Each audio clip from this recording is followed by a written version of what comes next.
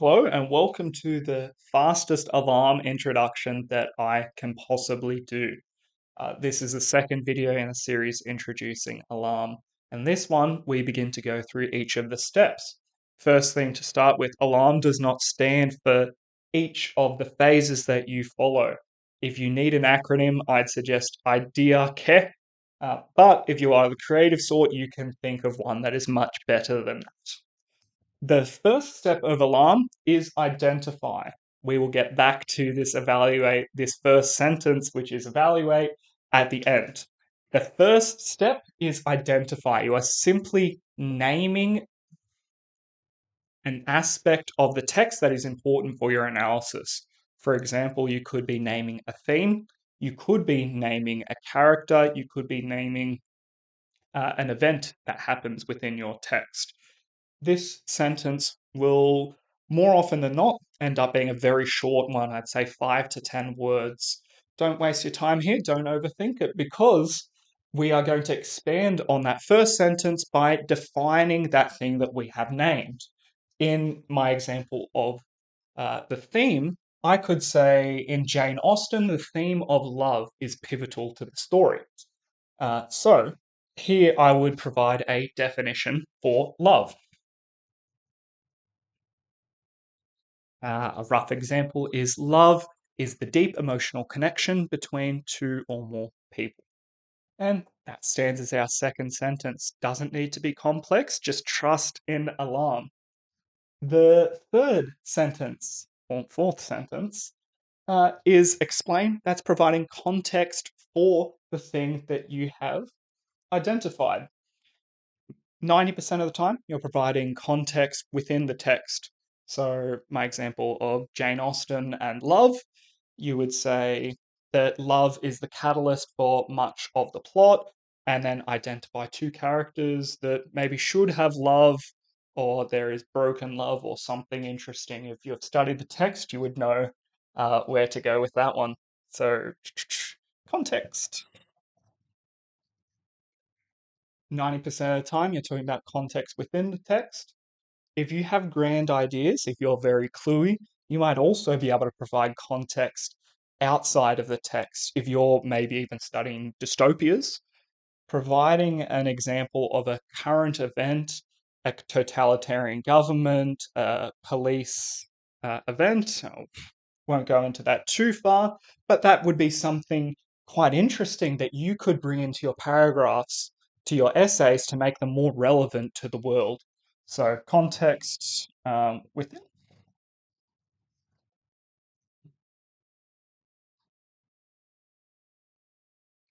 Cool. Onto the green phases.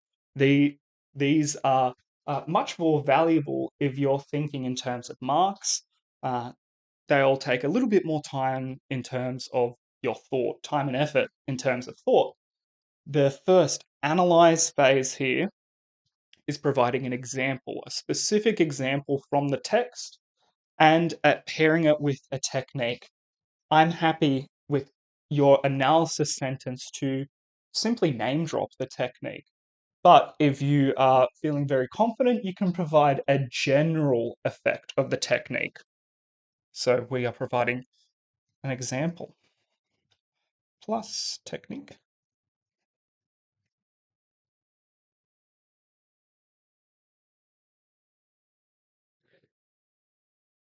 I will note at this point, we have started being quite general about a concept or an event, and we have been getting gradually more and more specific. At this point, I would say this is the most specific that your essay is. Here is where you talk about the specific audience,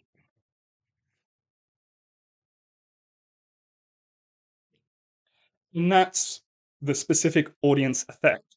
And that's why in the analyze sentence or analyze phase, you don't need to provide uh, too much time for your technique because here is where you talk about specifically this is how it makes the audience feel, this is who it makes them connect with, this is why um, this is why we love literature.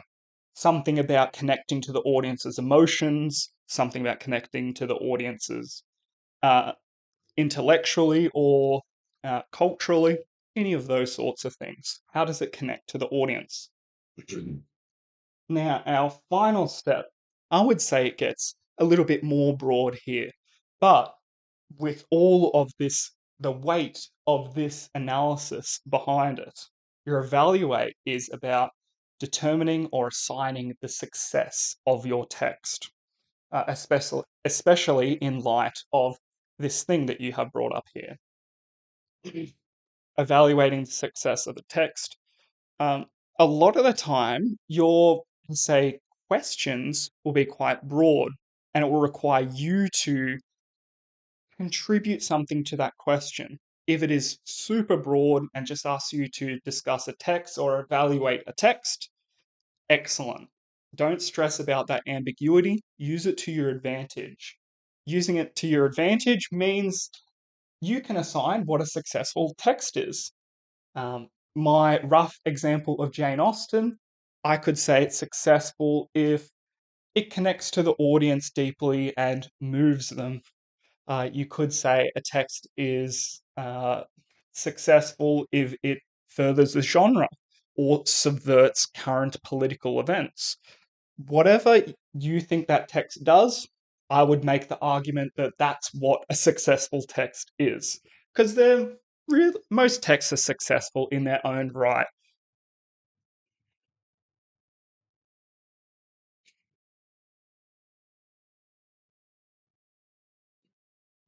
And you don't have to say it's perfectly successful as well. You can give a more nuanced evaluation by saying it is mostly successful, uh, but it's not perfect. Returning back to the top, we really have this whole paragraph sandwiched between our evaluation. We're going to start with the text being successful, or to what degrees is it successful, and then you are building up your argument of this is why it's successful. Here's what the text is, here's what's in the text, here's some really specific examples of it, here's how it relates to literature and your vast critical thinking skills. And